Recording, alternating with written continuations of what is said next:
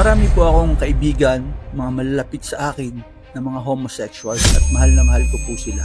I even have a daughter, and in addressing the topic of homosexuality, it's important to approach it with compassion and understanding. Why would God make so many gays if he condemns homosexuality? If you are asking that question, you are operating from a false presupposition because you have presupposed that God made you the way that you are born. Scripture does not say that. Scripture makes it very clear that each and every single one of us were born into sin. And we don't apply the same logic everywhere because we don't think, oh, well, I was born wanting to steal, so God made me a thief. Oh, I was born wanting to lie, so God made me a liar. No, we only conveniently employ this logic when we are trying to get around God's statutes and his parameters in exchange for our own carnal desires. This is why the scripture calls us to be born again. We were born into iniquity. Iniquity means we were born twisted. That means we have twisted desires. Psalm 138 says that God has exalted above all things his word and his name.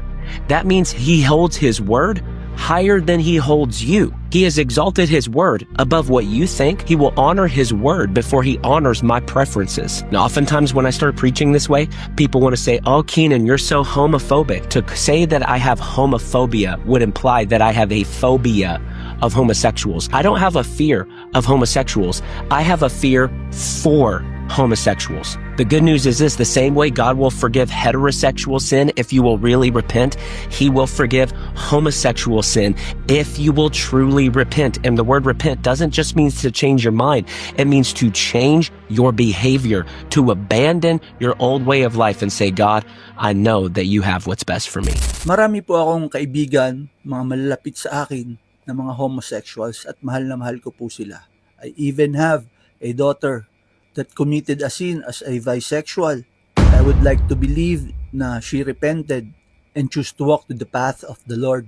And in addressing the topic of homosexuality, it's important to approach it with compassion and understanding, as discussions around this topic can deeply affect people's lives and beliefs, friendships.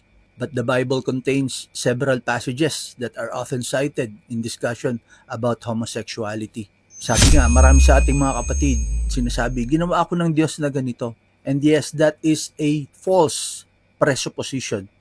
Gumagawa ka na kaagad ng course of action sa line of argument. Sabi nga, ang example, kung ang desire mo ay magnakaw, ginawa ka ba ng Diyos na magnanakaw? Kung ang desire mo ay magsinungaling, ginawa ka ba ng Diyos na sinungaling? Huwag nating i-justify yung ating carnal na desires sa parameters ni Lord. And yes, the truth is, pinanganak tayong makasalanan. Pinanganak tayong may twisted desires. But binigyan din tayo ng Diyos ng free will to choose what is right and what is wrong. At piliin natin kung ano yung what is right. In the New Testament, the Apostle Paul addresses sa kanyang mga sulat dito sa 1 Corinthians chapter 6 verse 9 to 10. Know ye not, the unrighteous shall not inherit the kingdom of God.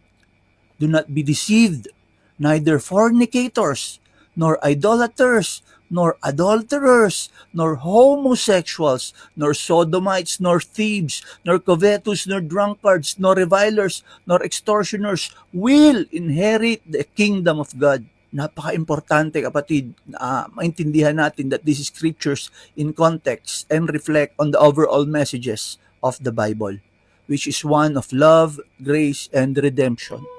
Gusto niya tayong mabuhay uli sa katotohanan, ipanganak muli sa kanyang mga aral. Redemption through Jesus Christ. Sa lahat ng mga diskusyon, lagi nating tandaan ang salita ng Panginoon sa Matthew 22 verse 37 to 39. You shall love the Lord your God with all your heart, with all your soul, and with all your mind. This is the first and great commandment. And the second, you shall love your neighbor as yourself. These teachings remind believers of the overarching call to love and respect each other.